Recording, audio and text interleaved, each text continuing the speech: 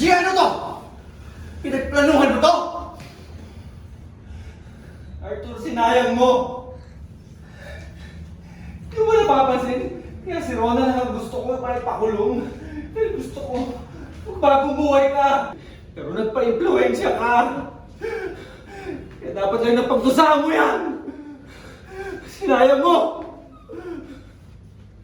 Gia. Reaction! Reaction! Lipat sa kabilang karakter kay Ate Cora. Paan kay Martin. Standby, exit ang pulis. Guilty. Action! Magdusa ka! Tara! Gia. Gia, sorry. Tara!